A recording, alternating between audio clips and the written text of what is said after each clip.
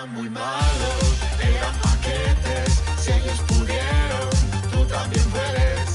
Eran muy malos, eran paquetes, si ellos pudieron, tú también puedes, tú también puedes. Muy buenas, bienvenidos a Paquetes. Muy buenas, Iñaki Sarroma, ¿qué tal estamos? Muy buenas. Sé que era Bonucci y no Chiellini. Que están los comentarios de YouTube locos con esto. Es que y ya pido perdón. vamos a explicarle a nuestro invitado hoy, Alberto Yogo, que es que la semana pasada Iñaki, bueno, la semana pasada no, el último programa, hace 3 días se equivocó con Chiellini y Bonucci. Ha habido hecho mucho comentario en YouTube que te lo ha recriminado. En un paquetes de traidores, ¿no? De jugadores que fueron al eterno rival y no sabía que había tantos defensores de Chiellini, ¿no? Que fue como no, pero ¿qué estás diciendo, hombre? Chiellini, Juventino hasta la muerte y tal. Pues sí, los confundo de siempre. O sea, de la selección, en la Juve, el FIFA, en todos los confundo. Así que perdón, y efectivamente fue Bonucci. Piensa que hay gente que ve los vídeos y los programas y tal esperando a ver si alguien se equivoca. Tú puedes relatar la vida y milagros de 1000 jugadores, como te equivoques en uno porque tienes un lapsus. Claro. En nuestro programa eso no pasa porque como más o menos cada programa nos tiramos por lo menos 2 triples. Entonces, ya ha perdido la gracia. Para los que buscan el fallo lo encuentran tan pronto que es como, bueno, no es divertido. Es el meme de Stephen Curry, ¿no? Lanzando desde la luna a la Tierra. Estoy pensando que Chiellini y Bonucci es un poco como antiguas pesetas, marco incomparable, ¿no? Siempre va Chiellini y Bonucci. Se lleva diciendo muchos años. Después de uno te sale el otro. Claro, es que por eso no se podía ir Bonucci al Milan, porque era como una pareja que se rompía ahí, que no sí. Mortadelo y Filemón, Hernández y Fernández, Chiellini y Bonucci. Amigo de sus amigos. Vamos a presentar al invitado hoy, Alberto Yogo. Bueno, primero de decir que nos lo ha pedido mucha gente tu presencia. Hay cierta gente que insistimos que vengáis. Nos pasó con Miguel Quintana, que mucha gente nos pide, oye, podéis invitar a otra persona. Alberto pues ha sido pedírselo y se lo hemos pedido y ha venido. O sea, eso habla un poco también del nivel de la gente que os ve. Pues la semana pasada hice ya mi 4º intento con Ciro López y fue un intento además súper rastrero, que estaba en Twitch y le mandé una raid con 50 personas para decirle voy a paquetes y dijo que no iba a ir. Además, dijo que no. Dijo que no. Además, pero de buen rollo, pero es una pena, ahora que está tan on fire con Pedrerol. Estaría guay. Que igual es por eso, que dijo, es que tampoco tengo nada para criticar y paquetes y destrozarlo, entonces ¿para qué voy a ir? Sí. Pero bueno, mientras no llegue tarde, como algún otro invitado que ha llegado tarde.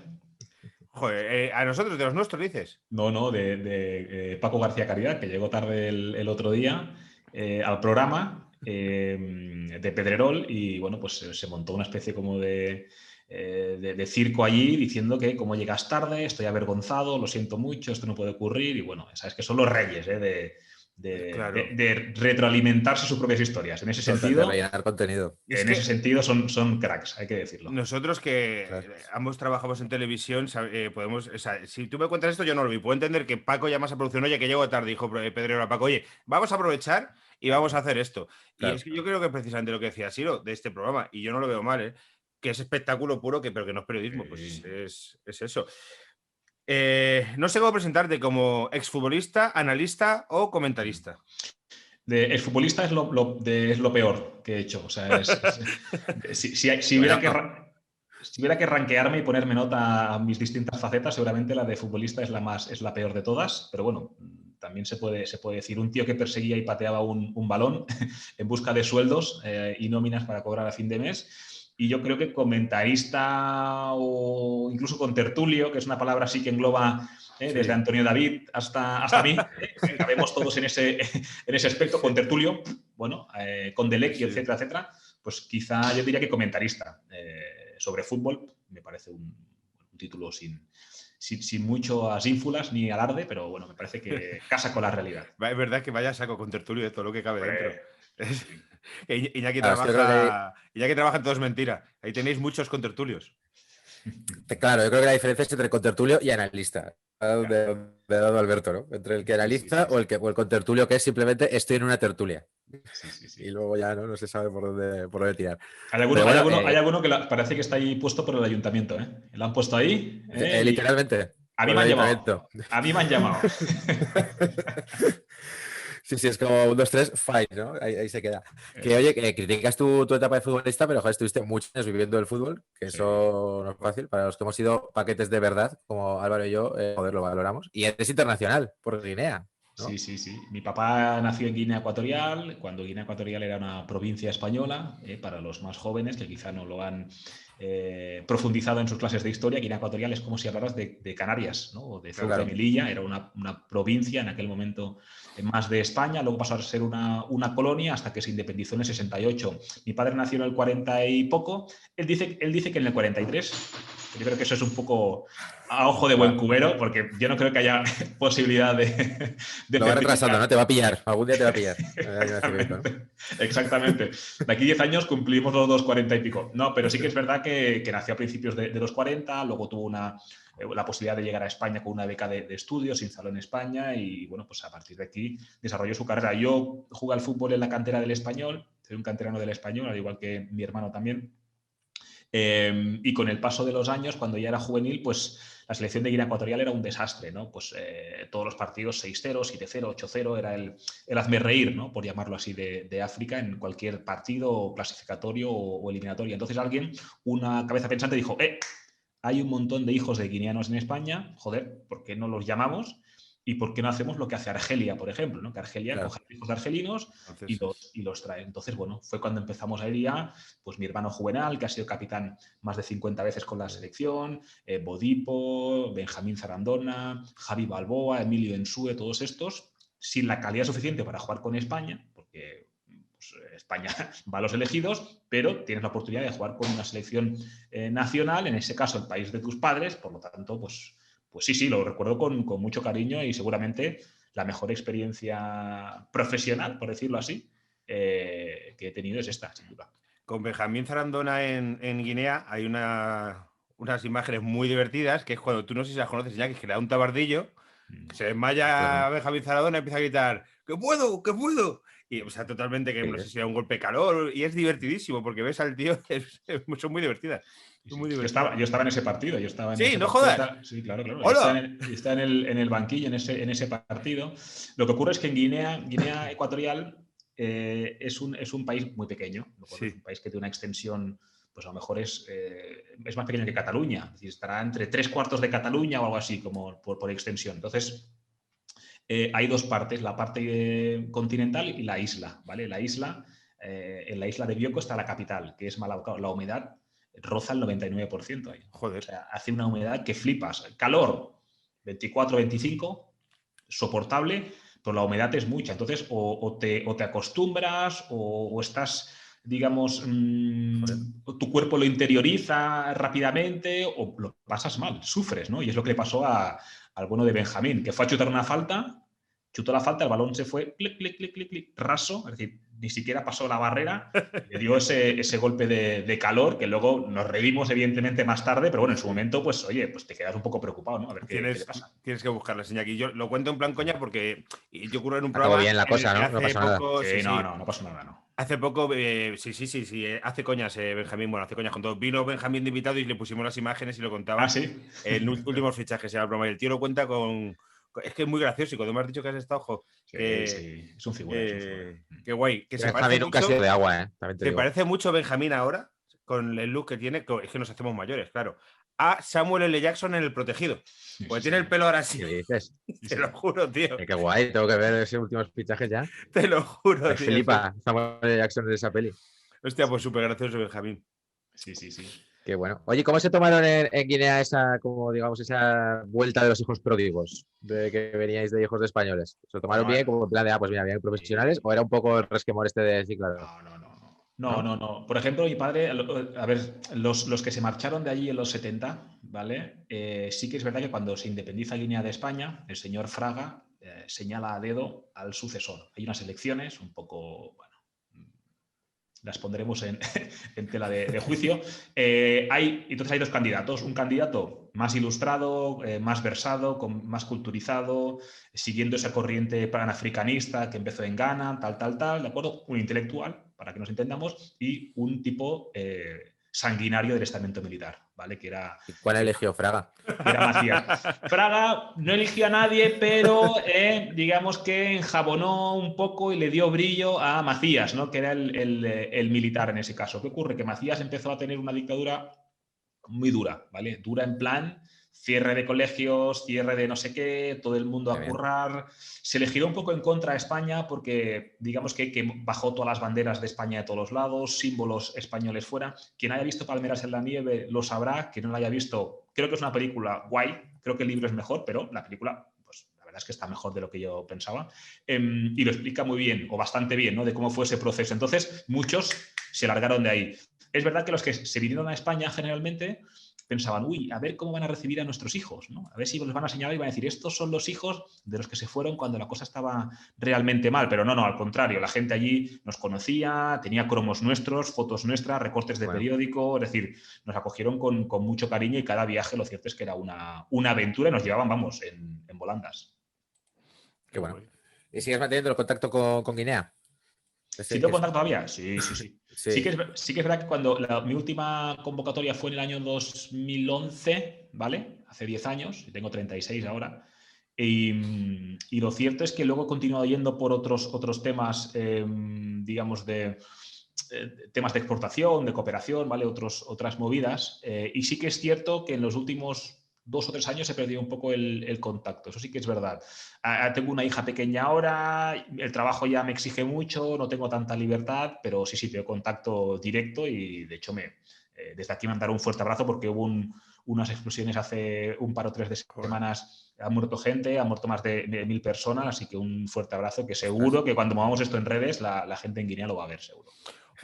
Me fliparía, ¿eh? Me fliparía. Mucho. Sabemos que hay alguna gente que nos escucha desde fuera de España, pero, joder, volvería loco, me encantaría. Se habla español además, por tanto, sí.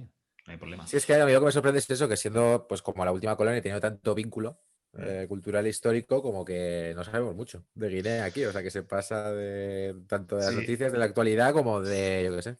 Hay un tema interesante que es que el presidente que está ahora lleva 40 años, ¿vale? Es el sobrino del que entró, ¿vale? Le hizo un golpe de Estado y un golpe de libertad, ¿no? Como lo llaman ahí. ¿Golpe de libertad? ¿Qué fue eso? Es un golpe de Estado, vamos, en toda regla, pues se quitó de encima al tío y se puso él, ¿vale? Entonces, en Guinea Ecuatorial, bueno, si alguien no sabe dónde está, es en África, en la panza, en la zona oeste hay una panza que hace así, gira y luego baja para abajo. Pues en el Ecuador, ecuatorial, justo en el medio, está Guinea. Entonces, claro, Nigeria, petróleo por un tubo. Camerún, petróleo por un tubo. Gabón, petróleo. Angola, petróleo. Y el presidente dijo, oye, ¿cómo puede ser que aquí todo Dios tiene petróleo menos nosotros, que estamos justamente en todo el meollo? Entonces, se pidió a los españoles que fueran ahí a ver, ¿no? Que pincharan un poco el subsuelo, a ver si salía algo de ahí.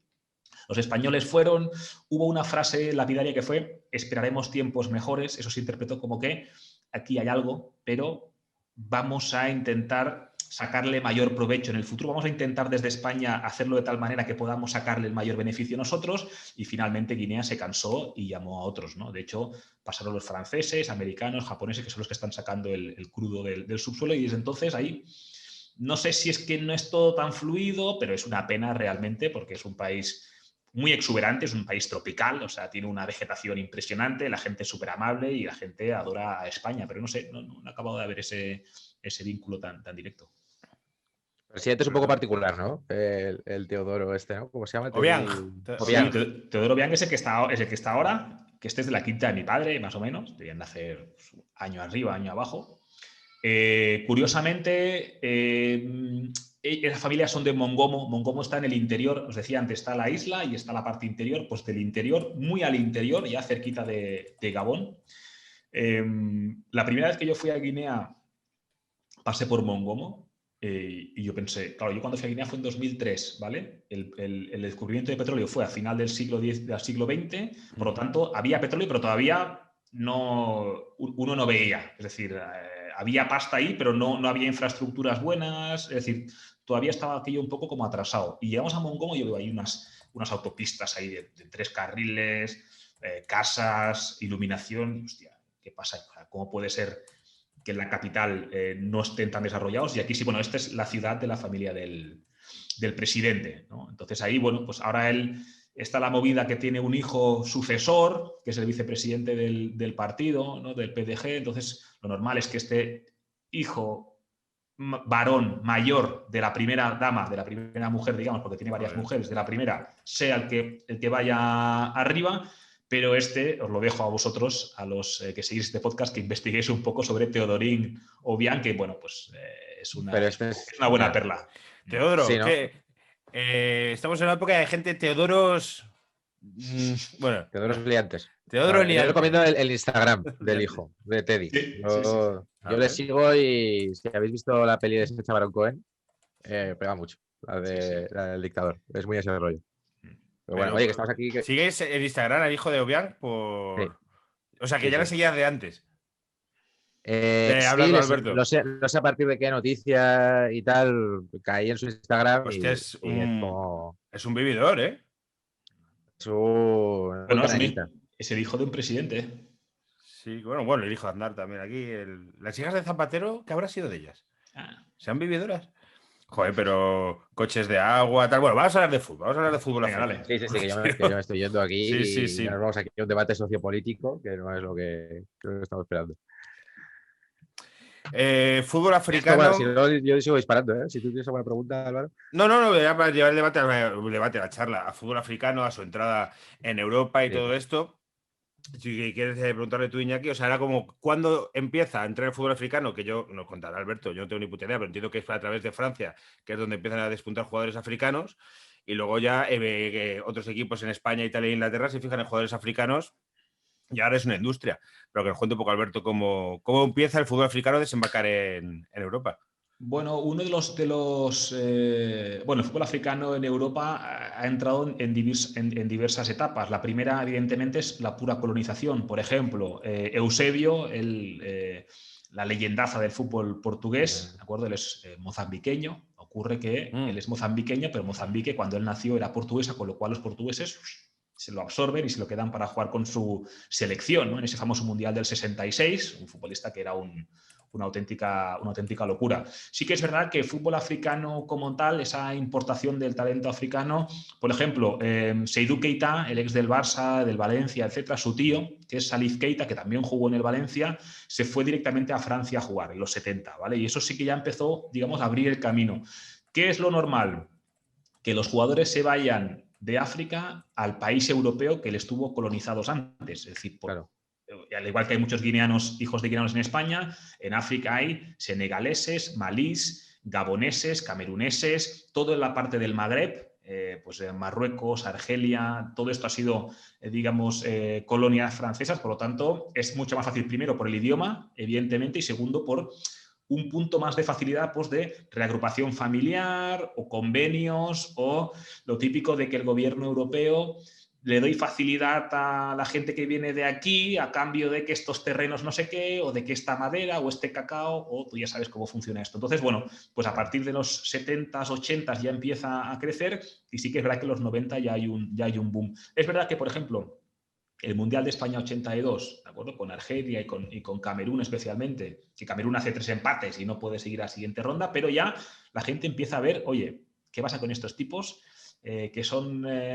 que saben jugar, corren, no se cansan, no se quejan y encima saben jugar? ¿Qué pasa con estos, no? Y ahí sí que es verdad que se empieza un poco a importar ese fútbol africano hacia Europa. El caso de George Weah, por ejemplo, a principios de los 90, pues también es un boom. Yo, por ejemplo, hablando con Tommy Encono, él decía que, claro, que era mucho más difícil antes. ¿Por qué? Porque antes no había extranjeros en los equipos. A lo mejor te dejaban tener 2. Claro. Entonces, claro, gastarte un extranjero o una plaza de extranjero en un africano que no sabes ni de dónde viene ni cómo se comporta, esa visión tan occidental colonizadora de esos salvajes, a ver si tienen disciplina, a ver si se van a adecuar a tal o a ver la que van a liar, pues evidentemente eso dificultaba mucho. De fuerte de racismo en todo ese pensamiento, que era real, claro. Sí, evidentemente. O sea, tú piensas que una gente que va a otro sitio se queda con las tierras, explota las tierras, explota la gente que hay aquí y se lleva toda la riqueza a su casa, pues evidentemente hay un componente ahí de minusvalorar, ¿no?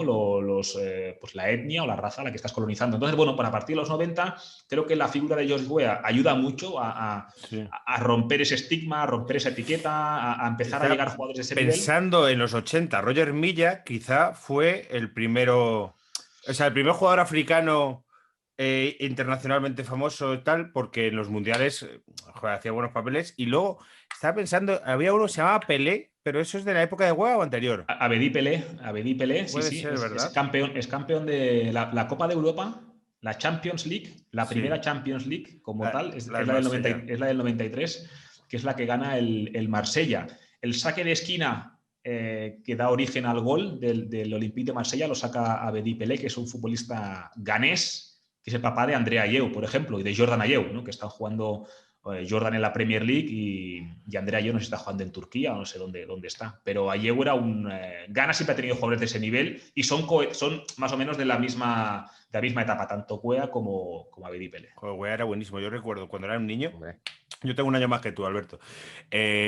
Cuando nos eliminó el Real Madrid, yo soy madridista, con el PSG. Y en plan, es que este tío es que es buenísimo. Era buenísimo. Y además, claro, no había jugadores africanos. Entonces, para un niño ver a un jugador africano así, decía, es que mola mogollón, mola mogollón. Y tan negro, y tan negro, rápido. Claro, sí, pero para un niño pequeño, un jugador tan negro y tan rápido, molaba mucho. Bueno, para un niño pequeño que no sea hijo de Santiago Abascal o algo así, para un niño pequeño normal, mola mogollón.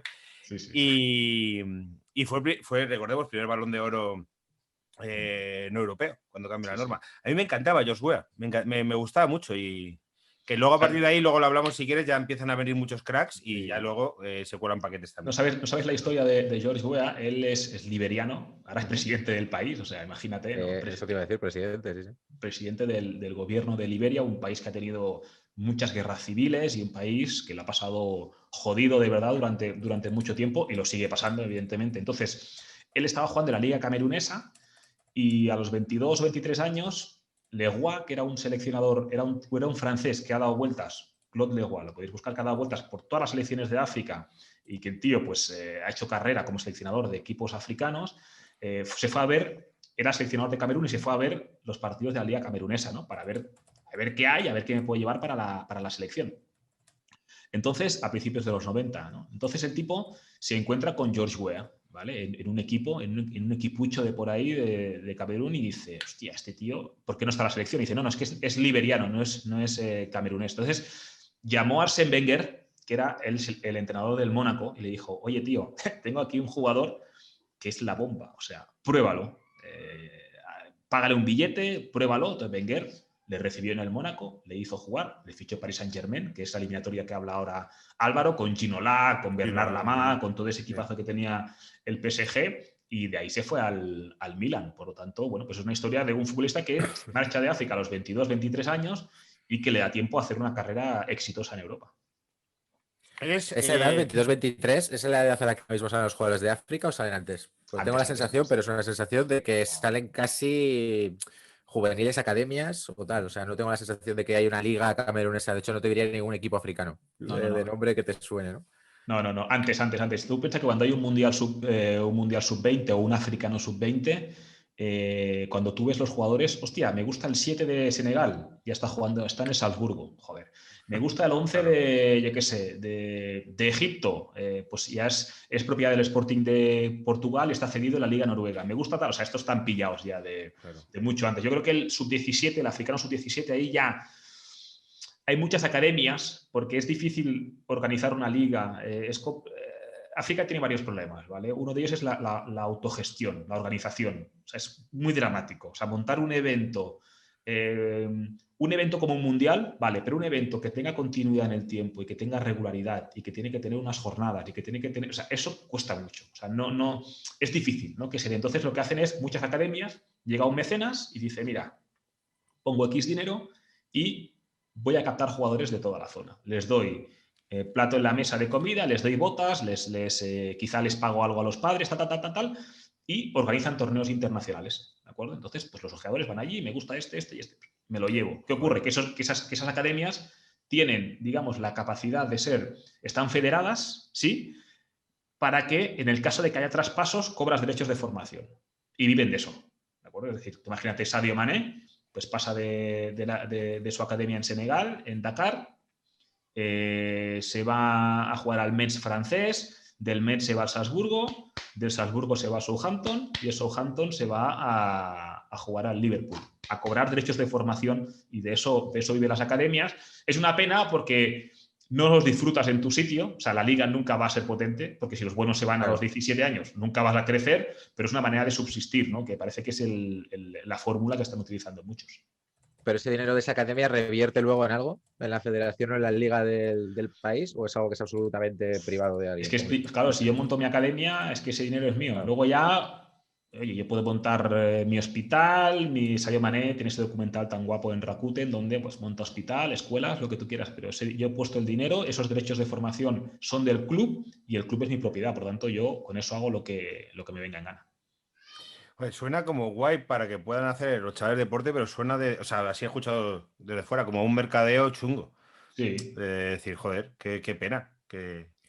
Bueno, suena todo lo que hacemos en África, ¿no? Que es como, mira, te suministro esto porque me aprovecho y saco yo mucho más, ¿no? Sí, no hay mucha diferencia entre extraer diamante en bruto y llevarse a un jugador. O sea, el proceso al fin y al postre es el mismo, llevarte el producto, digamos, por pulir, y aquí sacarle brillo, pulirlo, ponerlo en el mercado a 10 veces más caro. Hay una academia que se llama Spire, que es una academia que está en Qatar, ¿vale? Que por ahí salió, por ejemplo, Moussa Guadé, que es un lateral que jugó en el Barça hace poco y tal, salió de ahí, por ejemplo. Entonces, estos lo que hacían era, vale, o hacen todavía, es ir especialmente a África y Sudamérica, territorios donde hay dificultades, ¿vale? O sea, pues los chavales de ahí lo tienen complicado, básicamente, para hacerse una vida. Entonces ellos los reclutan, los tienen entrenando, los hacen mejorar, digamos. Hay torneos de infantiles, cadetes juveniles. Hay uno en Cataluña que se llama el MIC, que es la Costa Brava, que los tíos arrasan en todas las categorías, ¿vale? Entonces, lo que hacen es esto. La filosofía es dar una oportunidad a gente que no tiene recursos, pero sí que es cierto también que, claro, sacar a alguien de su sitio, si me sirves bien, y si no te sirvo, ¿qué? O sea, esa era la pregunta que te iba a hacer. ¿Qué pasa porque, claro, no todos son Mané? No, te quedas colgado, Por eso, por ejemplo, ¿os acordáis que el Barça y el Atleti tuvieron esa sanción hace poco de varias ventanas sin fichar? No puedes llevarte jugadores de fuera de la Unión Europea de menos de 16 años.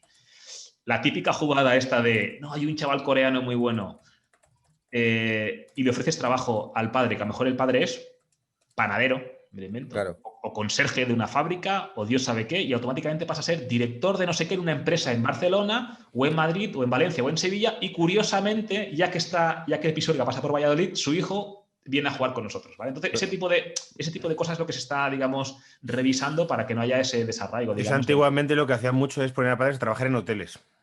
A padres en hoteles. El Real Madrid y Barcelona en los 90 lo hacían mucho. Y cuando eran menores de tal, pues cambio de domicilio y no pagaban nada. Como el cambio de residencia, famoso. Cambio de residencia. En plan, pues cuando alguien cambia de residencia, el chaval es menor de 16 años, el club no tiene que pagar nada porque, como el padre, y entonces les daban trabajo y tiraban mucho de los hoteles para eso. Ah, bueno. Sí. Ya, pues bueno, y hay también pues esos documentales y libros que lo explican bien de cómo también hay unas mafias, digamos, que te dicen, por ejemplo, es que vamos a lo mismo, ¿no? La mafia esta de las pateras que te dicen dame 3.000 euros y te prometo llegar a Roma y te vas a tener un trabajo, pues pasa lo mismo con el fútbol, ¿no? La familia se endeuda a tope, dame 3.000 euros que le consigo una prueba en el Malmo o en el, yo qué sé, o en el Slavia de Praga, donde sea. A veces esa prueba nunca llega y se quedan colgados y tirados, sin dinero para volver, con la vergüenza, Iñaki Álvaro, que supone haber enmerdado o endeudado a toda la familia, largarte a Europa y no triunfar, es decir, se sienten, digamos, culpables, ¿no? De no haber cumplido las expectativas que había sobre ellos, y eso la verdad es que es un drama humano bastante curioso. Joder. Pues sí, todos los alejentuzas. Qué mal suena, tío, pero bueno, es la realidad. O sea, no podemos no hablar de ello. Si hablamos de. No, al final es un negocio que mueve dinero, y cuando algo mueve dinero aparece eso. ¿no? Sí. Manzanas podridas. Aprovechar.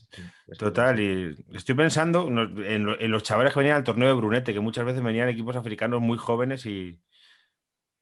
No sé, o sea, venían, les veían y a saber si algunos se quedaban, otros se iban. Supongo que luego la competencia entre los chavales será feroz porque no se juegan una carrera, se juegan una vida y salvar la vida de una familia, porque aquí, entre los chavales que están en el juvenil del Madrid, pues mira, pero sus padres no se van a morir de hambre, pero allí sí, entonces supongo que el nivel de competencia será brutal. Esto es lo que decía, por ejemplo, Tote en las revistas, en la entrevista famosa Eso de es muy John bueno, eso es muy bueno, sí, sí. Él decía que, claro, que él era un jugador seguramente más talentoso que la media de los que había ahí, pero que él nunca había pasado penurias. Entonces, no sentía digamos, esa ambición de salir de un agujero, sino que él jugaba porque le gustaba, y cuando te toca dar un plus de sacrificio, hay, amigo, el que tiene una vida cómoda, a veces lo da, a veces no, el que está jodido de verdad no tiene otra que hacerlo, ¿no? Y eso lo he hablado con algunos directores de academias en África. Dicen que, bueno, que es verdad que en África no tienen esa rutina, disciplina, capacidad táctica, porque, bueno, pues porque no hay personal especializado para eso, o hay poco, o no hay suficiente, pero, hostia, un plus de hambre, que el chaval que juega con botas de 200 euros y con las medias por encima de la rodilla y con gomina en el pelo, a lo mejor no tiene ese hambre. Y el que viene, digamos, de las afueras de Lagos o de Dakar, pues a lo mejor sí. Entonces, bueno, pues al final esto es selección natural y cada uno juega con lo que tiene. Totalmente. Te iba a preguntar respecto a eso, respecto al nivel táctico y tú que has jugado allí, conoces el fútbol africano. ¿Cuál es la situación? Porque es un gran desconocido. O sea, aquí, bueno, nos pasa como con todo en la vida, ¿no? Diferenciamos entre el fútbol vasco y el fútbol catalán, pero entre Camerún y Sudáfrica es igual. Es como negros que corren. Es verdad. No sabemos qué matices hay, ¿no? Es verdad. ¿Qué nivel tiene el fútbol africano? ¿Cómo ha ido creciendo y qué diferencias hay dependiendo del país que sea? Incluso fútbol del norte, ¿no? Fútbol del norte. Pero ya no es lo mismo Cantabria que Asturias que País Vasco. Sí. En cambio, Sudáfrica y Libia la ponemos en el mismo, aunque estén a 10.000 kilómetros. A un hemisferio. Sí. A ver, hay una evolución, evidentemente, porque es que al final la dificultad que había antes es que tú jugabas con lo que veías, o sea, lo que tenías. Pues tengo unos terrenos, tengo dos neumáticos de camión, tengo una puerta de un garaje y juego con esto. Ahora ya, poco a poco, hay más metodología, hay más escuelas, hay más gente interesada en ir a ayudar al desarrollo. Los propios autóctonos han salido y han vuelto, o la mejoría, digamos, de las competiciones hace que cada vez estén más preparados, o han podido formarse, o los que han sido jugadores que han viajado a Europa o que han tenido buena carrera están volviendo, algunos de ellos, para alimentar y para crecer. Por lo tanto, sí que me parece que ahora cualquier equipo africano que tú veas está bien ordenado, bien organizado, bien disciplinado. Luego tendrá sus lagunas o sus famosos errores en balón parado, ¿no? Que es lo que en el último Mundial 2018 reventó a las africanas. Ninguna africana pasó a la segunda ronda, algo que no ocurría desde España 82, y se cayeron Nigeria, Senegal, Marruecos en ese partido contra España se cayeron por el balón parado, ¿no? Por no prestar atención a esos detalles, pero a nivel estructural y táctico, me parece que están... A mí, viendo la Copa de África y selecciones africanas en competiciones internacionales, esto es una impresión mía. Me suele dar la impresión que tienen poco nivel de porteros. Sí. Los porteros generalmente suelen estar hay mucha más diferencia entre los jugadores y el resto que entre los porteros y el resto. Y que han muchos equipos sufrido eso, con porteros que no tienen nivel. Esto es lo que pasaba a Brasil antes, ¿no? Sí, claro, mira, sí, es verdad, efectivamente. Tafarel sin ser un portero recordadísimo. Es que los porteros juegan el que no vale para jugar, ¿vale? Entonces, es como el colegio cuando eras pequeño, ¿no? El que no vale, venga, de portero. Y la portería es la posición del campo más específica. Los porteros entrenan aparte. Los porteros tienen su propio coach personal, hacen su propia metodología. Si yo meto al portero a hacer lo que hace todo el mundo, pues evidentemente ahí se pierde. Porteros potentes africanos, evidentemente uno se va a buscar a Nkono, se va a buscar a Kameni. Kameni, claro. Rufai por el recuerdo. A Songo, digamos que Camerún ahora está Onana, evidentemente, que el pobre le ha metido un año de sanción por tomarse unas pastillas. Su mujer tomaba pastillas para la no retención de líquidos y el chaval se encontraba mal un día, no sé, creo que pasó el COVID, no me quiero meter, creo que pasó el COVID, y se tomó las pastillas que no eran, ha dado un pico de no sé qué sustancia en el cuerpo, un año de sanción. Hostia. Para el chaval. Entonces, bueno, pues Camerún siempre ha tenido esa facilidad para sacar porteros adelante. Si os fijáis, porteros buenos ahora mismo, Yassine Bonu es que no es es africano de origen, pero se ha criado en Canadá. Es decir, no, Claro. digamos que no le han esculpido en territorio africano. En Yama, el nigeriano, que seguramente sea el último gran portero de Nigeria, pero es cierto lo que dice Álvaro, que ahí los porteros... Es que es una situación más específica en la que te obliga a tener más recursos para trabajar y seguramente esa especificidad hace que no salgan porteros del nivel que, por ejemplo, delanteros o centrocampistas o incluso defensores. Hemos dicho que el fútbol africano entra por Francia, que a principios de los 90 empieza a petarlo. ¿Y cuándo es cuando en España empiezan a decir, oye, que aquí hay tela? Yo no sé si a mediados de 90, finales de 90 o ya siglo 2000, o sea, siglo XXI. Sí, es que claro, si uno hace repaso, por ejemplo, imaginaos los grandes equipos, ¿vale? De España, Sí. Barça, Madrid, Atleti, no tienen grandísima tradición de africanos hasta el nuevo siglo. Pues, Estoy pensando en el Deportivo de La Coruña con marroquíes, ¿no? Naibet y no sé si alguno más. Quizá, pero Sí, eso ya es casi... Pero muy puntual, ¿no? O sea, Mustafa yo creo que- Hadji. Mustafa Hadji también, que era un jugador espectacular, pero sí que es verdad que en España costó un poco más, ¿vale? Así como también tiene cierta lógica, porque así como sudamericanos en España siempre los ha habido, Claro. por esa, es que esa conexión que hay entre Latinoamérica y España, o Latinoamérica y Portugal, se puede extrapolar a Bélgica y Francia con países de África Central o del Magreb. Es decir, bueno, pues esa conexión, ese conocimiento del idioma, esa facilidad. Ha habido entrenadores siempre que han dicho, uy, africanos no quiero. O no me siento cómodo. O incluso para gastar una bala de extracomunitario. Claro, si en el Barça, imagínate, Laudrup, Stoichkov, Romario y Koeman, solo había 3 extranjeros para poner y tenías que cepillarte a uno porque es que no te cabían, pues ¿cómo vas a arriesgarte con uno que ni siquiera conoces? Yo te diría que a partir del nuevo siglo. Y ahí, pues, jugadores, como decías, como Naibet, Claro, Ley como Bosman, Samuel Eto'o. entra Ley Bosman y muchos de ellos tienen nacionalidad francesa. Entiendo que eso claro, sobre todo eso, nacionalidad francesa tendrían muchos, pues eso dices, senegaleses. Y porque te permite cameruneses y también tener, primero, argentinos que todos tienen antepasados italianos. Yo no sé cómo es esto, pero todos los argentinos del mundo pueden acogerse o todos no, ahora estoy exagerando, pero lo normal es que tengan antepasado italiano, por lo tanto, ya entren como comunitario, te entran comunitarios de todos lados y te quedan plazas libres para extracomunitarios que entonces sí, ¿no? Pues se animan a gastarlo o invertirlo en africanos. Total. Estoy pensando en jugadores africanos que a mí me hayan flipado. En el Madrid es que no ha habido muchos. Es que en Mamadou España Diarra. no- Mamadou Diarra, que yo verdad. le vi en directo meter un gol que valió una liga. Sí, señor. Era malísimo, a mí me parecía malísimo. Daba unas hostias como ruedas de Joder. molino, ¿eh? Madre Joder, mía. cómo daba. Es que era Lo Mamoteto- que no daba era un pase de más de 3 metros. Era malísimo, pero era mejor que Emerson, que tenía al lado, ¿eh? Balboa, que también ha ido con la selección guineana y que ha jugado evidentemente con Diarra, Sí. dice que pegaba unas hostias, dice, tú no sabes. Pero le daba igual, ¿eh? Entrenamiento, que partido, que... No, terrible, de terrible. repartir. El Malí, sí, señor. En ese equipo jugó también Las Diarra. Sí. O sea, Las Diarra yo no sé si es francés o No, es... es francés. francés, Sí. no, entonces no es...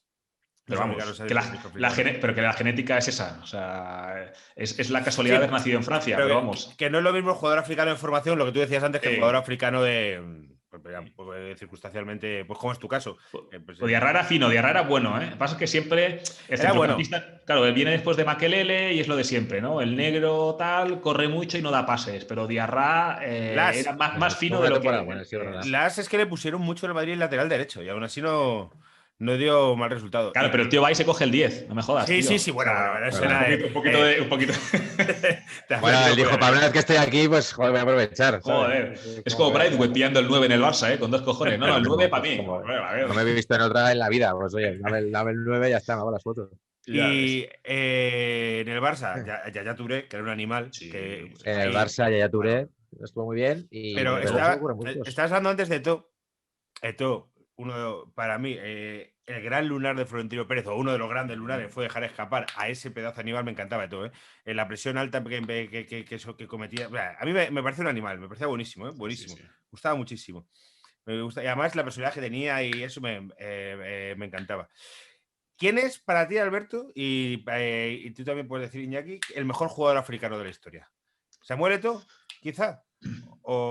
Ese debate siempre Es que hay muchos, si te pones a pensar y de joder, es que te salen muchos. Claro. Sí. Hay gente que se va a buscar a Okocha, hay gente que se va a buscar a Madjer, que era un futbolista argelino que hacía dupla con Paulo Futre en el Oporto, que ganaba una Copa de Europa, con ese gol de tacón, el tacón de Alá, como le suelen llamar. Abedi Pelé también era un grandísimo futbolista.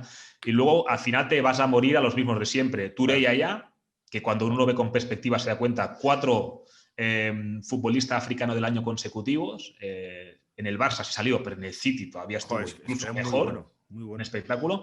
Luego te vas a Didier Drogba, que para mí es el tercero, el costamarfileño, que tiene ese punto de no haber conseguido nunca una Copa de África, ha perdido 2 finales en los penaltis, fallando penalti él precisamente. Y no ha pasado nunca Costa de Marfil de la primera fase de un mundial, cuando, joder, ha tenido Gervinho, Kalou, Zokora, Eboué, Kolo Touré, Yaya Touré, ha tenido equipazo siempre y nunca ha conseguido hacerlo. El 3 para mí es claramente Drogba y luego está la gran duda de entre George Weah y Samuel Eto'o. Quien más ha hecho y quien más ha rendido es Samuel Eto'o. O sea, es el que ha ganado más Copas de Europa, el que ha marcado más goles, el que ha estado en lo alto más tiempo. Pero George Weah tiene ese balón de oro y George Weah tiene la dificultad añadida que llegó a Europa con 22 años, no con 16, como Eto'o. Eto'o le dio más tiempo seguramente a acabarse de cocer, claro. Pero vamos, entre los dos va a estar. Si vamos al rendimiento puro y duro, Samuel Eto'o. Si vamos un poco a esa mística tal, pues hay quien te dirá que es George Weah.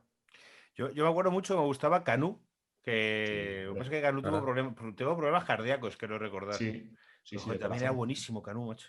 Jugaba andando el tío, andando, sí. Sí, es verdad. Hay un partido que el que no lo llega tal, que se ponga en YouTube, 3 minutillos de resumen, que es el Brasil-Nigeria de los Juegos Olímpicos del 96, que es cuando él marca y se va celebrando con los brazos así para atrás. Hay un gol de un saque de banda y el tío de espaldas a la portería, con el portero encima, se la pica por encima y consigue marcar el gol de la victoria de esa Nigeria que ganó los Juegos Olímpicos del 96 con Okocha, con Kanú, con Amunike, con Mutiu. Y toda esa ¿Con Finidi a lo mejor? Con Finidi no, a lo mejor ya no. Ya estaba en el Ajax, ¿no? Entonces no tengo claro. Otro gran futbolista, Finidi, Hombre. Sí, era muy fino. Bueno. Muy fino. La sombra juguetona, sí. La sombra juguetona. Así me llamaba el sticker del Betis. Buen apodo.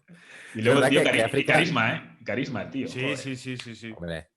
Lo más icónico cuando se ponía el sombrero y tal, yo creo que es de las imágenes más icónicas de aquellos años, de los 90. Sí. ¿Qué te iba a preguntar yo?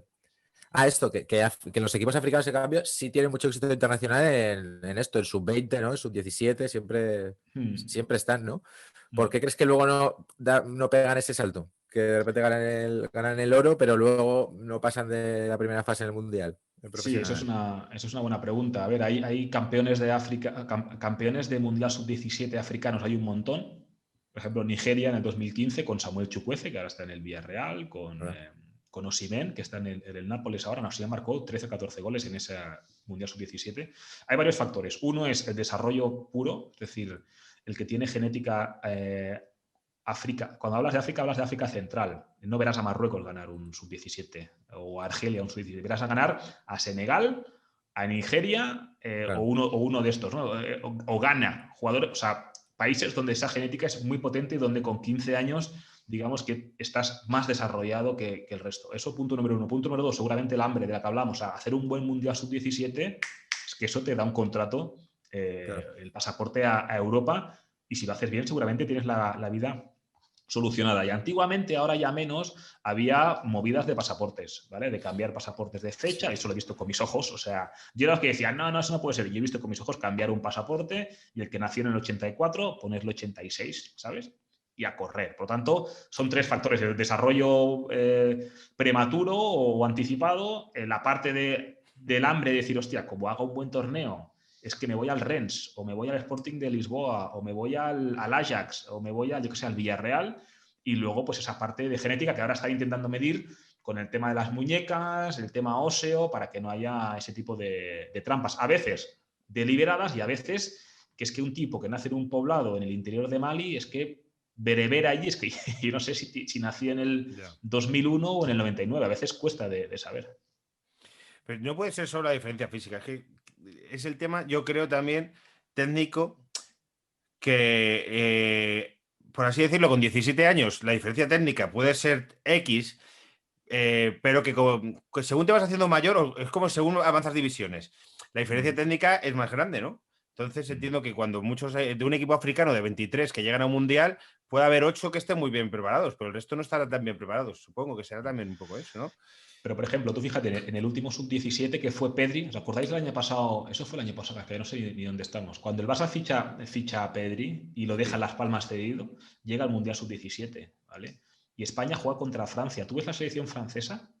Claro, de los 11 que hay, 9 son hijos de africanos, de África negra, de África central. Es que no recuerdo, creo que fue 7-0. O sea, fue un repaso y son la misma edad, nacidos en Francia todos, con el DNI perfectamente regulado, pero es que la diferencia física con 17 años, 19 años, se nota un montón, de verdad. Y los partidos se hacen largos. España en ese contra Inglaterra también en ese Mundial Sub-17, con Phil Foden, con Brewster, Hudson-Odoi. Claro, entre Brewster y Hudson-Odoi, es que claro, pasaron por encima de Ferran Torres y compañía. Así que en esas edades se nota mucho la diferencia. Parece que no, pero los 90 minutos son muy largos, son molto longo. Y tú puedes aguantar media hora, pero claro, 1 hora y media contra esos bichos es que no aguantas. Hasta que tú no te desarrolles y, digamos, ya seas un futbolista hecho y derecho. Luego, el caso de eso es que genera mucho juguete roto también, ¿no? Es que aquí hablamos un día de los hermanos Obama, hablamos de uno de ellos que ahora es influencer y tal. Sí. Yo creo que es como lo más icónico porque eran unos niños muy altos, y por la coña que se hacía de tema pasaportes, que en el club Atlético de Madrid eso no va a pasar, pero hubo mucha coña. Entonces también se generará, entiendo que mucha carrera truncada de lo que decías tú, tipos que vienen a Europa y empiezan con 17 y con 21 son un juguete roto. Sí, por una lesión o por lo que sea. El Freddy Adu, ¿no? Famosísimo. Bueno, claro. No sé cuántos años debe tener ahora, no sé. A lo mejor no tiene ni 30 el pobre. Pues pero claro, te lo miro, pero yo creo que es más joven que nosotros. No, eso seguro. Hombre, seguro. Sí. Tiene 5 años menos que yo, pues 6 años menos que tú. Sí. Es del 89. Esa exuberancia, ¿no? También hay que discernir. Por ejemplo, uno ve jugar, yo qué sé, a Ansu Fati con 17 años, cuando debutó, y no era solo fuerza. ¿Vale? Tenía más cosas, tenía inteligencia, tenía regate, asociación. Por ejemplo, le pasó a Babangida también. Babangida, el hermanito, jugó en el Barça. Y claro, tú lo veías jugar en cadete, cogía el balón en su portería, y esto lo he visto con mis ojos, en su portería, y marcaba el gol en la otra portería. Y no era muy grande, era pequeño, pero tenía una musculatura mucho más desarrollada. Cuando todos físicamente se ponen a un nivel similar, ahí ya tienen que sacar a reducir otras cosas, ¿no? Algunos lo tienen, otros no, y como bien dices, te quedas a veces por el camino, pero se quedan por el camino africanos que son muy exuberantes y españoles que parecían muy buenos también se quedan. Quiere decir que al final no hay que encajonarlo por el origen. Uno dirá, hostia, ¿y Bojan Kerkic qué pasa? Que nació en Lleida y se quedó por el camino, pues, y no tiene nada que ver con estos, ¿no? Entonces, bueno, pues también es verdad. Sí, Bojan, ya quisiera mucho la carrera. Así que yo creo tanto, esto lo pienso yo como el mundo que trabajamos en Iñaki y yo la televisión, que es vivir dignamente. A mí ya me parece petarlo. Sí, o sea, a vivir dignamente, no. O sea, es decir, yo pago una hipoteca, Iñaki paga un buen alquiler y vivimos dignamente. A mí eso ya me parece un éxito. Me parece un éxito, tío, te digo de verdad. Vivir con el síndrome del impostor, que es cada día pensar, Dios mío, me van a descubrir. Tío. Ya, tío, me pasa también los medios de comunicación también. Cuando llega Ibra al Barça, Ibra pasa a ser suplente porque se pelea con Guardiola y tal, y Bojan empieza a jugar, titular. Hay esas semifinales, ¿no? de la Champions. Donde el Inter.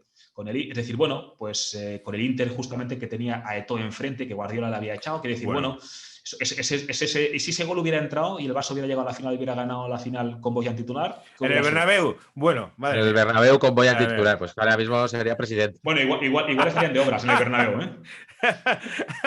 Bueno, pues sí, con los baños.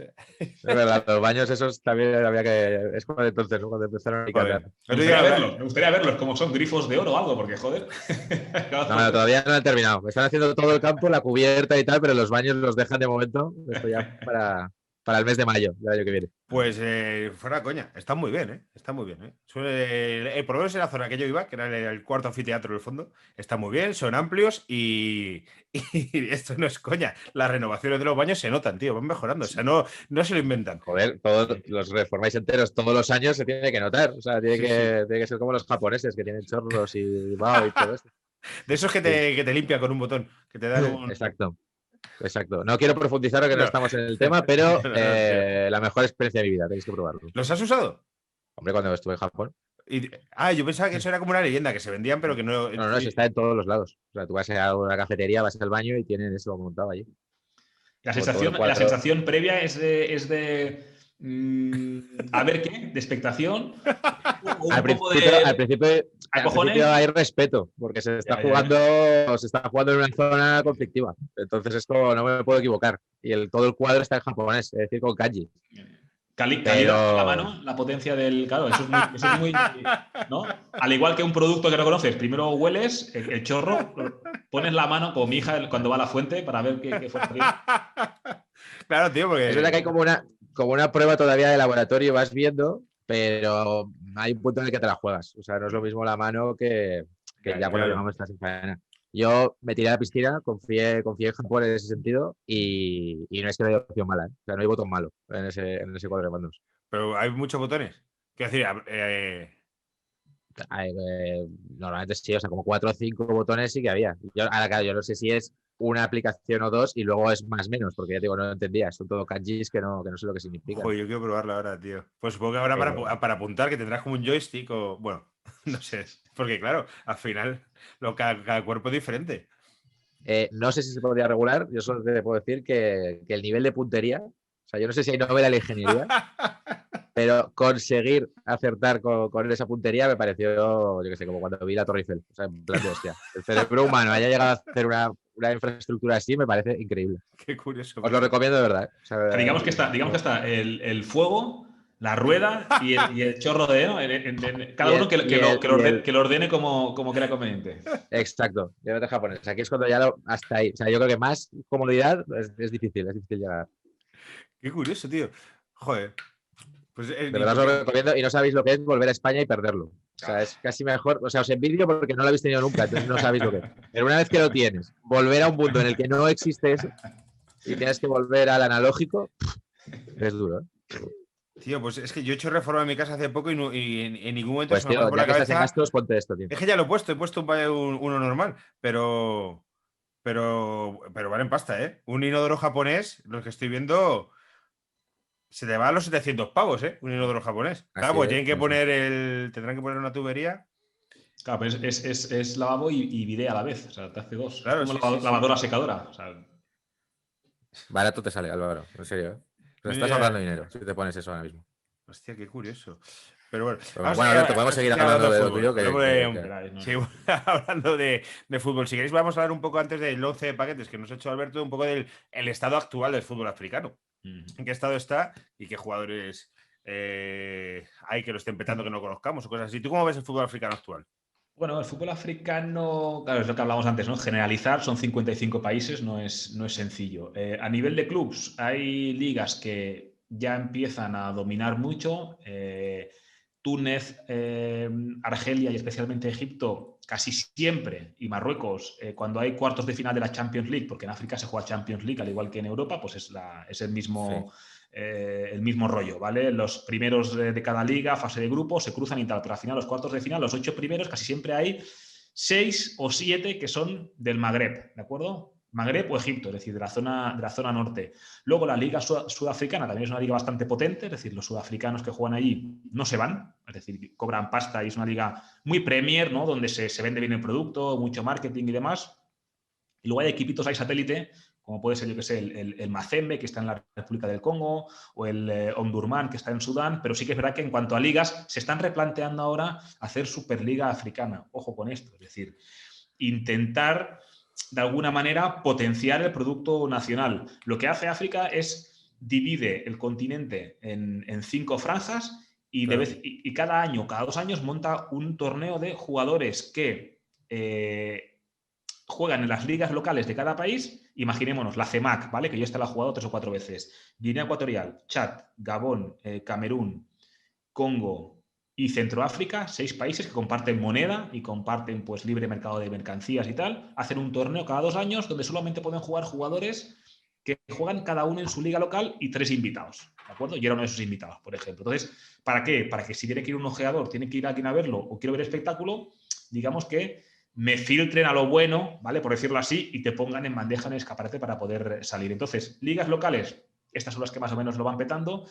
En cuanto a selecciones, claro, la brecha que hay entre Europa y África cada vez se va a ir agrandando más, porque, amigos y amigas, y esto hay que decirlo como es, si Ansu Fati nace en Guinea-Bissau y se le hace un pasaporte express para que juegue con España, Claro. ya no juega con Guinea-Bissau, juega con España. Si Ilaix Moriba, que es nacido en Guinea-Conakry, lo normal, y el chaval, pues cada uno juega donde lo siente, ¿no? Va a jugar con España, no va a jugar con Guinea-Conakry, es un elemento menos que tiene Claro. Guinea-Conakry para jugar. Si, yo qué sé, Embolo, que juega en el Gladbach, nace en Camerún, pero va a jugar con Suiza, pues bueno, pues si los buenos, para entendernos, que van jóvenes a Europa, se quedan a jugar, Camavinga, más de lo mismo, Mukoko, ¿no? Que lo está petando que está empezando a sacar la cabeza en el Dortmund, si ya se quedan a jugar con la selección del país de acogida, para entendernos, pues evidentemente eso se va a ir, digamos, distanciando. Y Eso está mal. Va a ser imposible, no se aguanta. Pues luego te hacen un Munir, que juega un ratito para asegurártelo y ya luego pasas de él.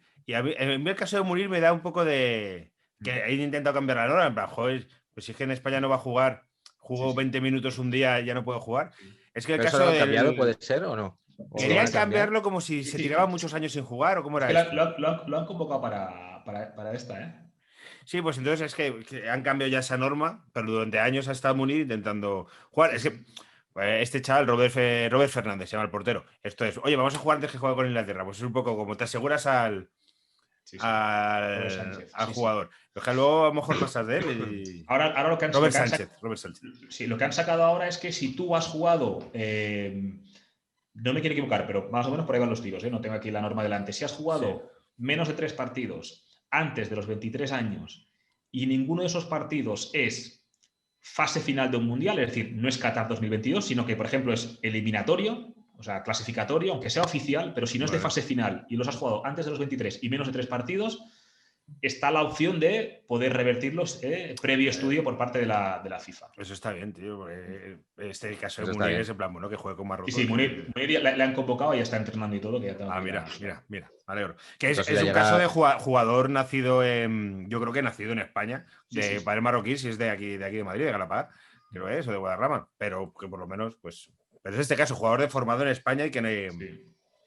Total. Bueno, aquí también hay una parte que la gente dice, bueno, ¿y si lo hubiera ido bien con España, qué? Bueno, pues muy bien. Entonces, claro, ¿qué pasa? Que él cuando está en la sub-21 se lesionó Diego Costa y el Bosque dijo, bueno, pues para llamar a Duriz, por ejemplo, pues llama a Munir, me lo aseguro para España, le puso 10 minutos contra Macedonia, creo que fue, y ya nunca más se supo, ¿no? Por lo tanto, pues bueno, es lo que dice Álvaro. Sí. Bueno, es que, muy rápido, jugar en una selección no es un acto de fe a una selección, es una cosa que esta gente es profesional y unos lo sentirán más y otros menos. Entonces, el caso de jugar en una selección es una cosa que tiene que ver también con la carrera de los jugadores. No es en plan, no, yo es que quiero jugar con Marruecos porque he sido muy marroquí. No, yo quiero jugar en Marruecos porque soy un futbolista profesional y esto es bueno para mi carrera. También que esto es una cosa así. Perdona. Sí, yo un poco al revés, pero lo mismo que me refiero. Que es verdad que es un aspecto profesional, pero que claro, yo no tengo doble nacionalidad. Pero que habrá quien diga, pues yo siento los dos países, o sea, no tengo ningún conflicto en jugar con España y también jugar con Marruecos, porque tengo esa tradición. No sé si es el caso de Munir, porque no conozco su carrera, pero que habrá quien diga, joder, pues tengo como estos hermanos que va Thiago y Rafinha, uno con España y otro con Brasil, ¿no? Pues quizá tengan vínculo con los dos y que a veces nos engolamos mucho, ¿no? De traidor, no sé qué, te vas con este país. Ejemplo, es, como, bueno, es que tampoco es tan raro, lo raro sería que yo jugara a la selección hondureña. Guardiola jugó con la selección española y ha dicho mayor, yo no me sentía tal, pero joder, la selección.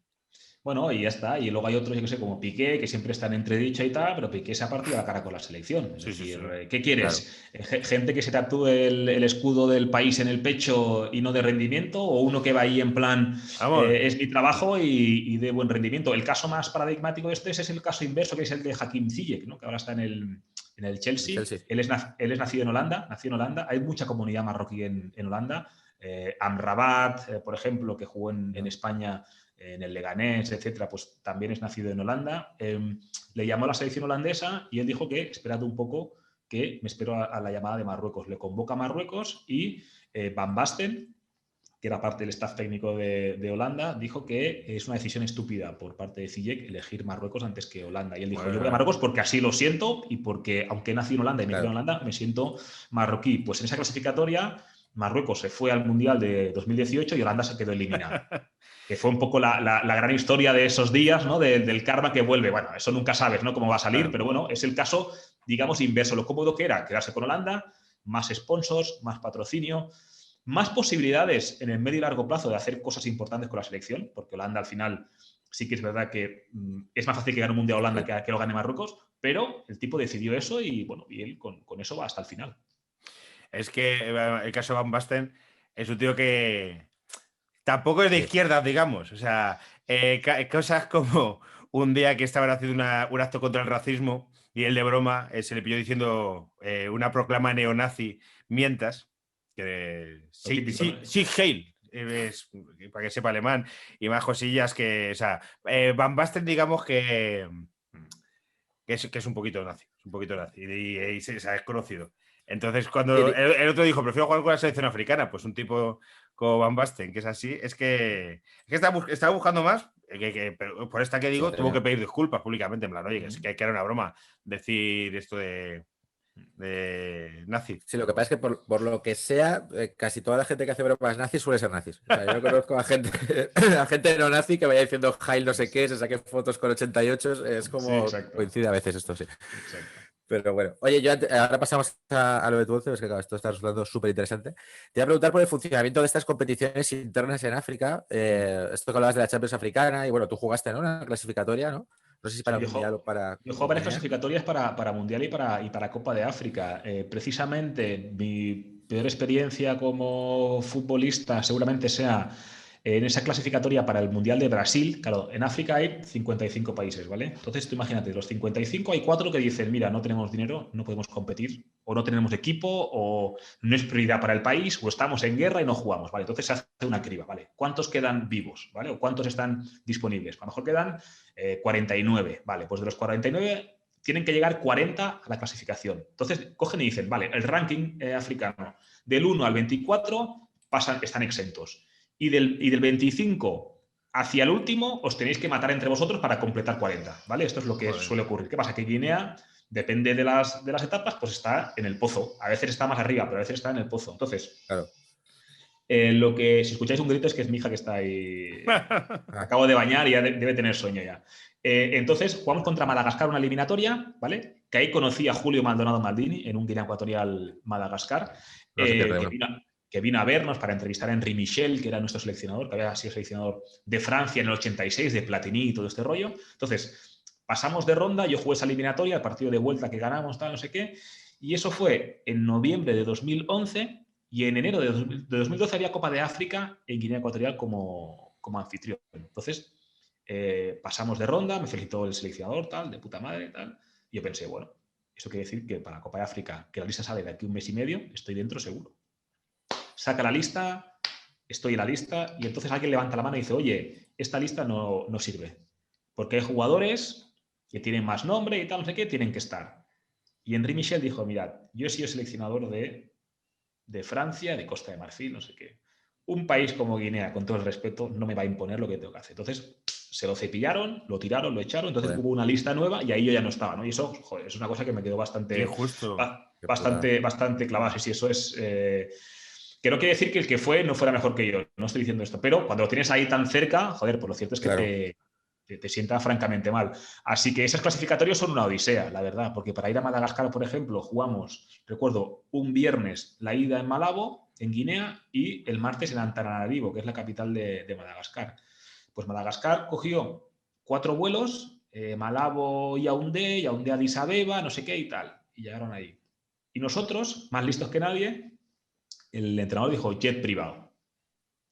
Hostia, jet privado son $80.000 americanos, ida y vuelta, jet privado. Yo no pienso pegarme una paliza de 4 escalas y tal. Entonces, ellos se fueron el viernes, nosotros nos fuimos el sábado por la tarde, ya muy tarde. Jet privado, ¿qué significa?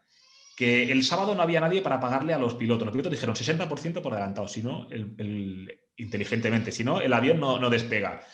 Parada en Angola, parada en Zambia, Madagascar a última hora. Llegamos al partido sobre la hora. De hecho, yo no sé cómo nos descalificaron. Algo pasó ahí, porque lo normal es que nos hubieran echado. La gente de Madagascar haciendo así, diciendo que no salís vivos. Salimos sin calentar. Es decir, bueno, son odiseas todo el rato. sea, siempre tienes que estar preparado para que pase alguna. O te falla el autobús, o no te dejan entrenar, o la comida del hotel. Hay mucha gente que se lleva su propia comida, se lleva sus cocineros, su agua empaquetada desde el país de origen porque no se fían. ¿Os acordáis de Camacho, que es seleccionador de Gabón, contra Marruecos, que decía que le habían envenenado, que le habían puesto laxante en el zumo de naranja en Marruecos y tal? Hubo mucha risa en España, pero yo te digo que eso pasa. O que te ponen la banda de música, con un partido de Nigeria que nos pusieron la banda de música a tocar en el hotel desde las 8 de la tarde hasta las 8 de la mañana con los trompetas, los tambores. Es decir, bueno, pues son artimañas que hay ahí, porque es que un partido de fútbol en África es una cuestión de Estado. No es un partido, es algo que depende mucho el ánimo del país de que si tu selección gana el partido o no gana el partido. Por lo tanto, hay juego subterráneo por un tubo. Porque hay muchísima afición por el fútbol allí. Mucha afición, sí. Mucha. O sea, comparado con España, mucho más. No, mira, España jugando clasificatorios. ¿A qué hora juega España? Ya, bueno, sí, lo hemos hablado antes de empezar, que no se ha llevado ninguno, ¿a qué hora ya? Y nos lo has dicho tú. En plan, no juega. Vale, sí. Yo lo sé porque tengo que trabajar, tengo que verlo y analizarlo luego, pero que si no. Entonces, pero allí sí, allí hay un Senegal-Mali, que es un duelo de mucha rivalidad, Camerún-Nigeria. Hostia, un mes antes ya se está charlando, se está viendo, se junta la gente en los bares para ver Premier League, porque ahí está jugando, yo qué sé, Genepo, que es uno de los buenos de Mali, o Sadio Mané de Senegal. Se va a comer. Es decir, bueno, pues hay una sensación de que algo grande está por llegar, ¿no? Y luego la afición se vuelca. O sea, son 2 horas en las que no importa nada más. Hay países que están mejor que otros. Generalmente, si uno ve, por ejemplo, los partidos del Wydad Casablanca, que es un equipo de Marruecos muy potente, si tú ves la grada, o sea, eso de que no entran bengalas, ellos se ríen en tu cara. O sea, es una humareda. O sea, es todo el partido. Y lo cierto es que yo recuerdo un partido en Camerún que jugamos que el suelo temblaba. O sea, la segunda parte, ese es el Estadio Nacional de Yaoundé, que es un estadio para 60 o 70 mil. Estaba Jeremy, estaba Kameni en ese equipo.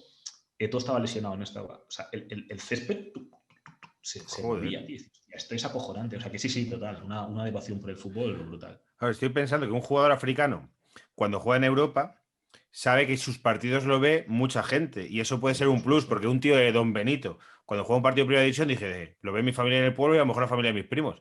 Pero ellos, a lo mejor, algunos futbolistas sentirán hasta la responsabilidad de, oye, es que yo tengo, a lo mejor un partido mío lo ven 20 millones en África, entre Camerún, Nigeria y tal.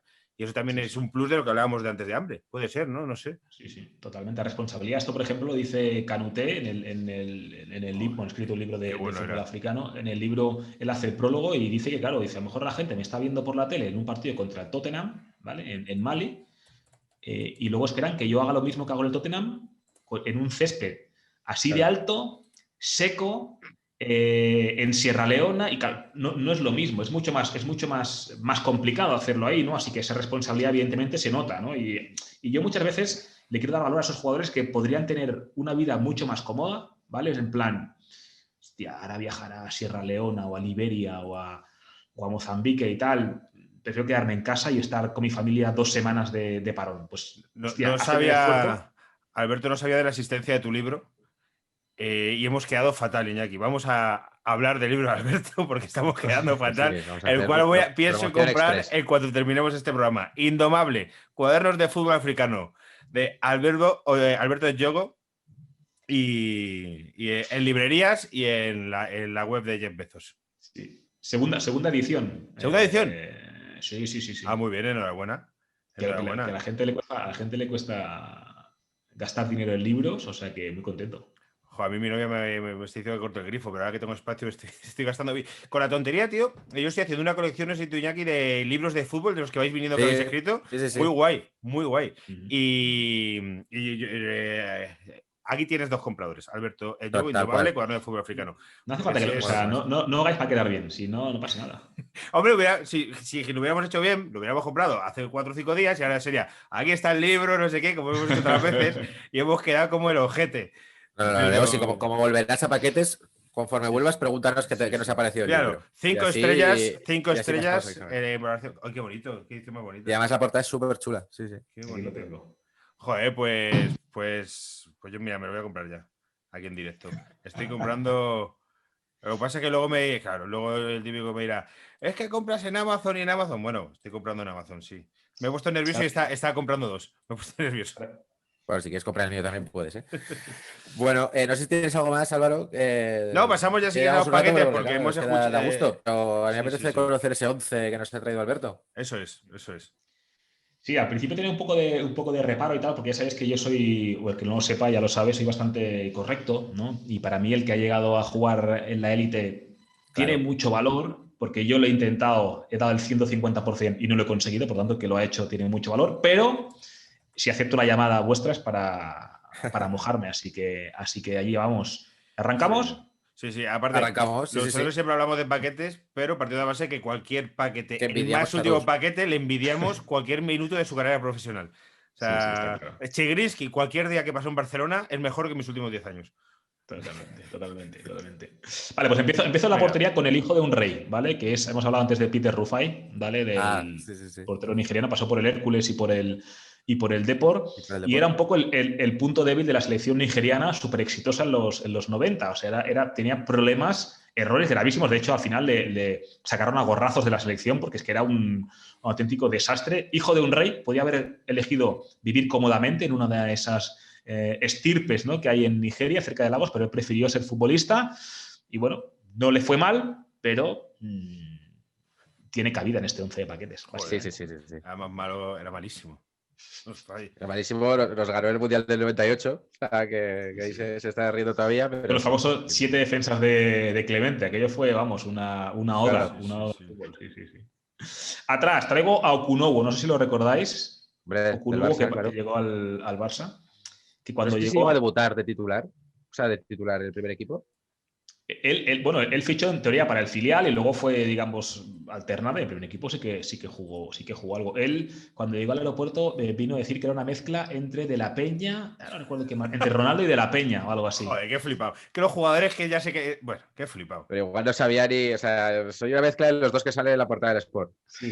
No, igual, él quería decir que le gustaban, yo qué sé, pero vamos, que quedó como el culo. Él jugaba en un equipo de su Nigeria natal y en un torneo ahí en Portugal, pues el Barça le captó, le fichó, pero sí que es verdad que todos sus compañeros que ha tenido hablan maravillas de que era un tío cojonudo, pero vamos, no fue a más su trayectoria porque la verdad es que no daba para más, sinceramente. Otro. Sigue. Abdoulaye Ba, que es un central que ha estado en el Rayo muchos años, con una tendencia preocupante a dispararse en el pie cuando hay una jugada de urgencia.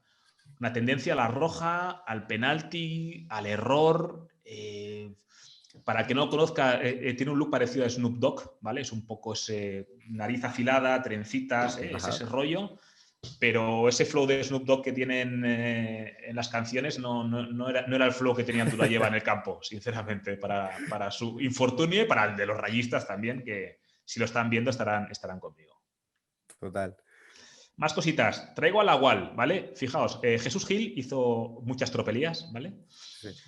Y hubo una que fue comprar una serie de jugadores random, ¿vale? Y vendérselos él mismo al Atlético de Madrid a través de una sociedad que él tenía para equilibrar una deuda existente. Es decir, vale, yo le debo dinero al club, ¿vale?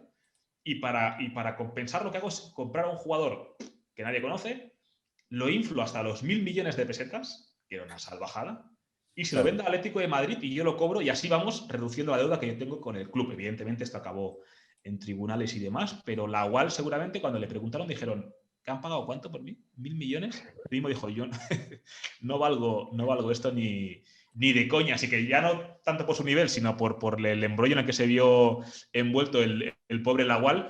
No confundir con el Lawal que nos mete el gol con Nigeria. El gol de Zubi, famoso, que se mete Zubi en la portería. Correcto. Quien centra es Lawal, pero no es este Lawal, es otro mucho peor que ese de la selección. Es otro, claro, mucho peor, que luego no sé si hizo carrera, porque no sé dónde lo había traído.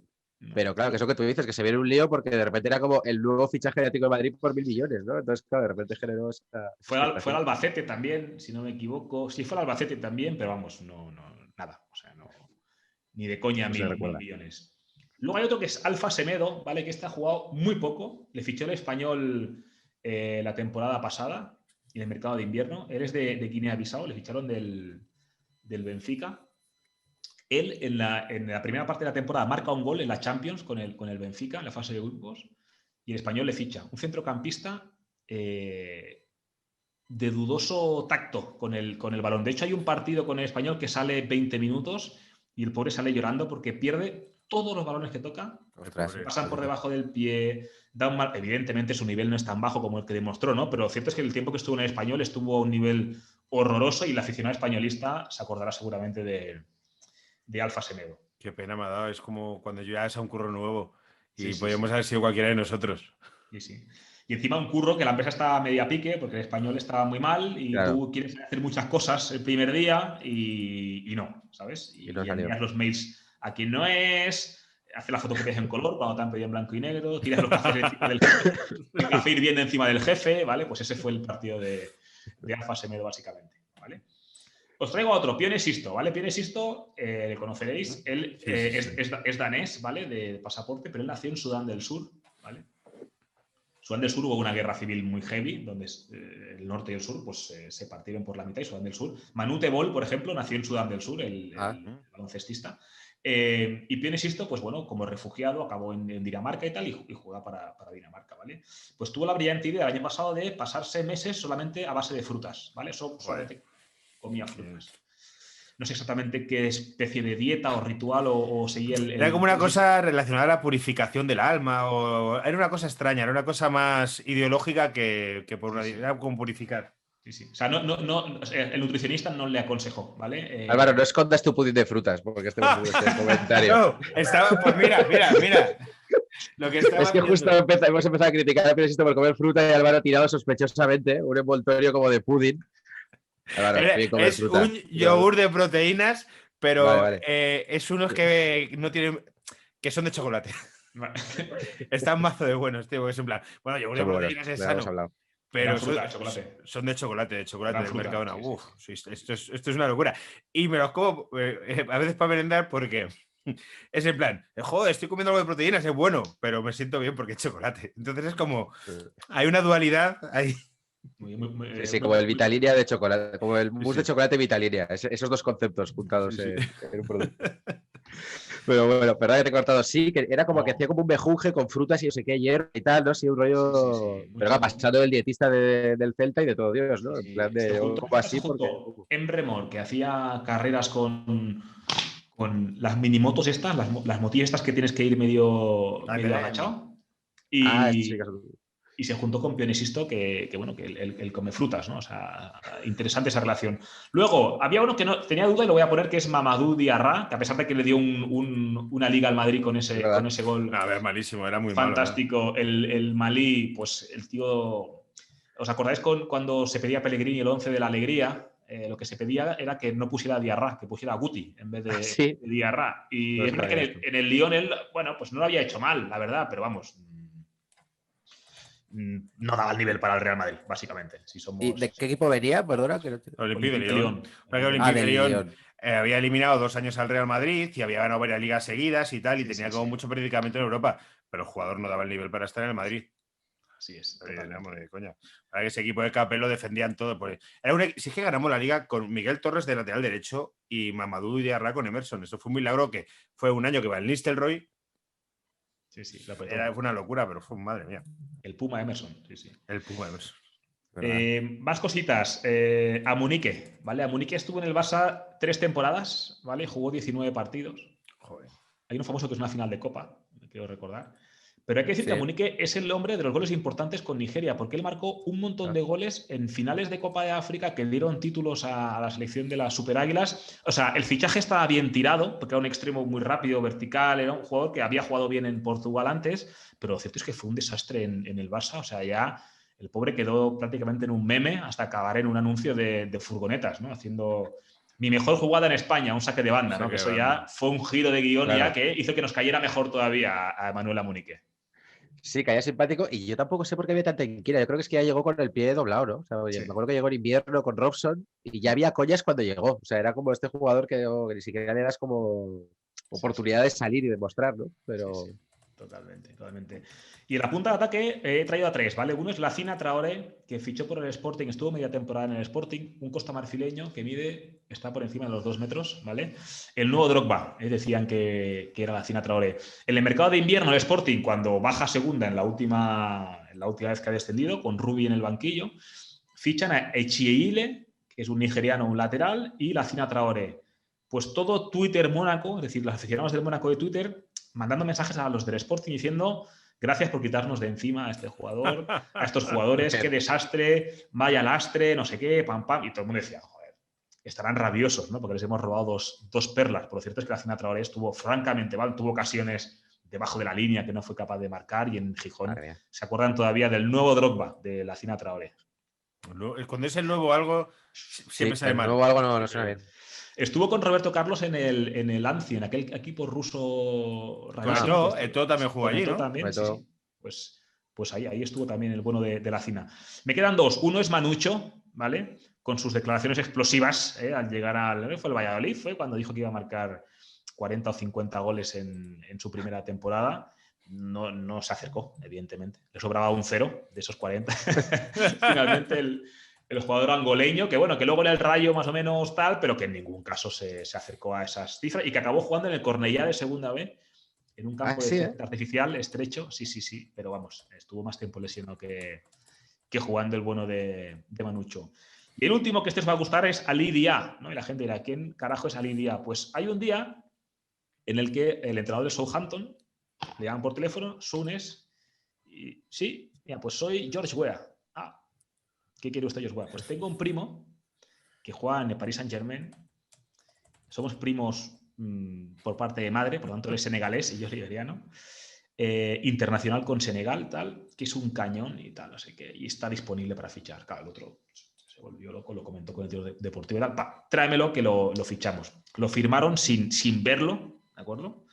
Y testigos, ¿no? Compañeros, dice que le veían entrenar y decían, hostia, este tío es malísimo. O sea, pero no malo.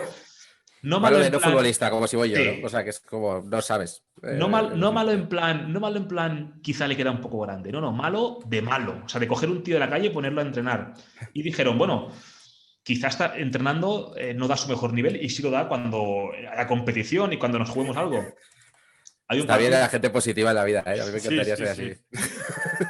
Hay un partido en el que se lesiona a un compañero, el entrenador le saca, o sea, minuto 30 o así, y le tiene que quitar otra vez, porque es que era un dolor de muelas, malísimo el jugador, y claro, se ha quedado ya como Ali Dia, ¿no? el primo de George Weah, que luego rascando no se sabe, nadie sabe si era primo, de hecho, evidentemente no era primo, no era Weah quien llamó al entrenador del Southampton. Me decía yo que ese acento andaluz de Weah, no me pegaba. El Southampton debía haber pensado, ¿por qué llamas a Southampton, Weah? O sea, ¿qué relación tengo contigo? Pero bueno, en cualquier caso, ahí acabó el tipo, y lo cierto es que es una historia divertida, pues de un futbolista nefasto. Está bien. Yo lo entiendo. O sea, a mí me llama cualquiera y me dice, soy Pep Guardiola, verás, yo voy. O sea, voy, ingreso el dinero. O sea, quiero decir, no lo pienso. O sea, es como vengo tan arriba que me dejo llevar. Yo, para terminar, como jugador africano malo, pero que me caía muy bien, Adebayor. Bueno. Adebayor me caía muy bien, pero también podría estar aquí, porque, o por lo menos lo que yo le vi en Madrid, era malo como un dolor. Manolito. Hizo buena carrera, sí. Hoy he visto justo en Twitter un gol que le mete al Arsenal estando en el City, y que se corre el campo entero celebrándolo solo para molestar, en plan, ¿qué pasa? A celebrarlo, sí, que denuncia a su madre por brujería, ¿eh? Dice ¿Cómo? Bueno, él tiene denuncias a su madre dice que su madre le hacía brujerías para sacarle todo el dinero que tenía y tal, sí. Búscalo. ¿Pero eso se puede denunciar? ¿En qué epígrafe está, ¿no? Del Código Penal. Sí. Bueno, es togolés, es africano, es togolés. Llevó a Togo a su primer mundial de la historia en 2006. Arsenal, Manchester City, el Real Madrid, evidentemente. Pero hay una entrevista en la BBC muy chula explicando todo esto, cómo su madre le hacía brujería para arruinarle y quitarle todo el dinero. Joder. Madre mía, qué curioso. Pobrecito Manolito. Le ha puesto el nombre a un croissant. Bueno, pues programón, ¿eh? Programón. Ha quedado programón. ¿Habéis venido ya los 3 de Mr. Underdog? Los 3. Darío MH vino al segundo programa. Este creo que es el 104. Miguel Quintana vino al 80 y pico y ha venido tú. Ha sido muy guay. Muy guay. Muy guay. Mr. Genial. Underdog, a las 3 de la tarde, de lunes a jueves, ¿no? Lo petáis en Twitter, casi conseguís trending topic casi cada día. Y está muy guay, está muy guay. Sí, siempre hay material. Está genial. Está muy bien. Yo es que lo veo, me ha sorprendido de las 3 porque no veo nada programado con horas, ¿eh? Pero no sabía que tenía una hora de programación fija. Sí, pero bueno, está bien 3. aclararlo. Si es en directo y tal, la gente va interactuando y tal, pero vamos. que Desde si el no, Teatro vas a- Luchana. Lo puedes ver luego, sí, sí. Con público en directo, es Un verdad. formato muy sencillo, pero muy agradable. Muy agradable. Además, como el casting está muy bien hecho, joder, porque Darío pone el humor, pones análisis y luego Miguel lo dirige bien. A mí me gusta, me gusta. A mí me Eso gusta. tertulia vela. Yo como persona que no... ¿El qué? Liderazgo un poco duro de Miguel, ¿eh? Hablábamos antes de Fraga y de la independencia de Guinea y tal. Currante, Sí. pero le gusta. Mano derecha. ¿Quieres Para hacer que nos alguna oye, para que proclama? nos En oye. plan de underdog o libertad o algo así, Alberto? Si Sí, quieres- exacto. Te va mandando WhatsApp, oye, te sugiero que mires tal cosa, ¿sabes? Y el te sugiero ya es Mayúsculas. esculpido en mármol, el te sugiero. Estuvo muy Un crack. simpático también Miguel cuando vino, muy, Sí, muy crack. Que, joder, que hay que meter a gente nueva también, hay que meter caras nuevas. Sí. Y luego yo te conocía de Gol Televisión, sobre todo.